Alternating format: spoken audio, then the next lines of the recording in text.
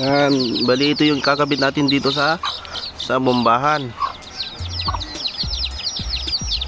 Kakabit natin to sa bombahan para kusa na siyang nagbobomba. Yan. Bali ang pinakamotor niya ay motor ng washing machine. Yan. Yan, bali naka-ready na. Bali dito siya ikakabit, dito siya ipapatong.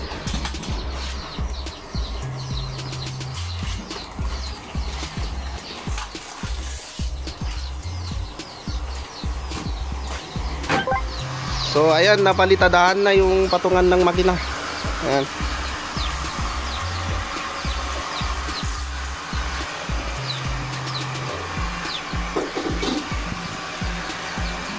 Ayan, papatigasin na lang para pwede na dyan ipatong yung ginawa natin na ano. Ayan.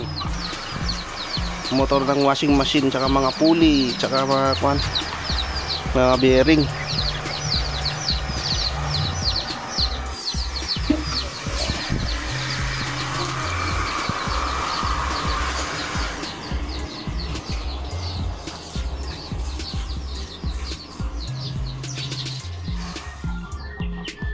So ayan, naisampa na natin, no? Naipatong na natin yung pinaka assembly ng mga pulley kada motor. Ayan, nakabit na natin dito sa mismong poso o yung bombahan. Ayan. Bali, wawirings muna natin to pinaka motor niya, yung motor ng washing machine. Tapos pra-primer rin natin to para hindi siya mga lawang. Primer.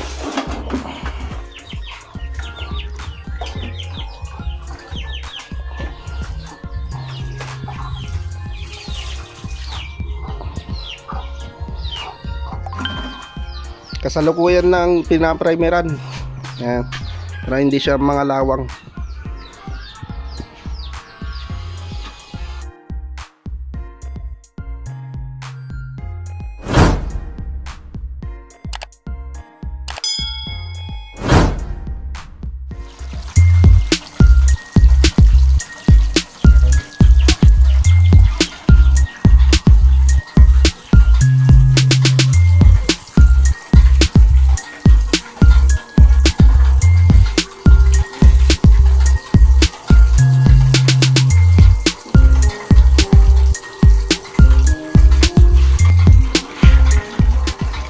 Bali, ginamitan natin ng 4 na pillow block. Yan, 1, 2, 3, 4. Yan. Tapos 2 pulley na malaki.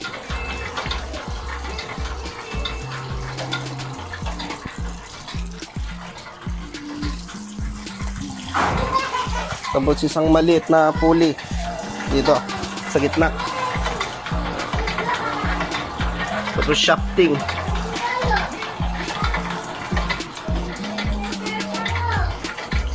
Tapos may 2 bearing. May bearing dito. Tapos may bearing din sa taas. Bali, 2 maliit na bearing. Tapos motor ng washing machine. Mas maganda kung mas malaki yung pulley dito sa harap para mas gagaan siya na paikutin ng motor ng washing machine. Mas maganda kung mas malaki konti yung nasa taas, sa dito mas malaki yung pulley. Ito lang kasi nga available, kaya available na pulley, kaya ito yung nalagay lang namin. Pero mas maganda kung mas malaki sana to sa harap.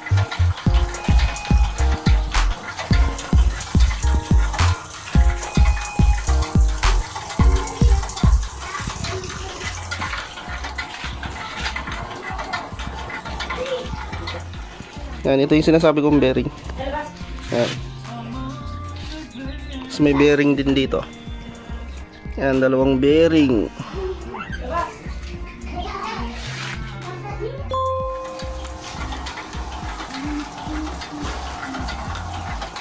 Bali pansamantala mo na itong wirings niya.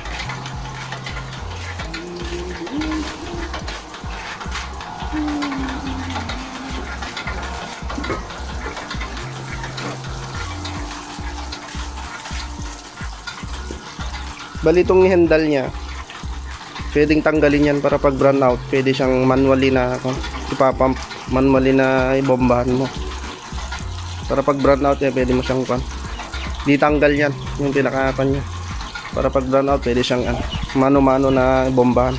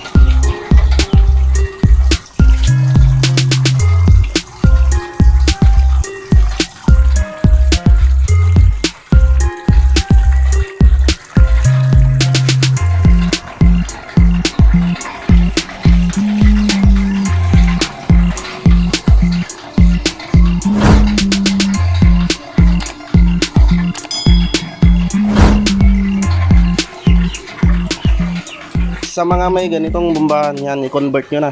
Okay na okay siya, goods na goods. Yan, hindi ka na maghihirap na magbomba. Yan.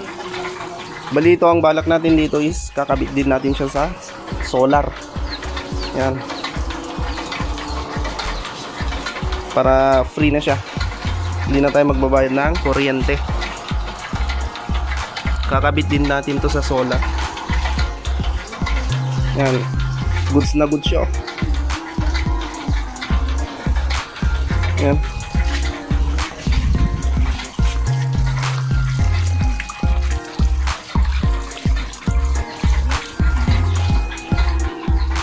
So ayan lang, maraming salamat.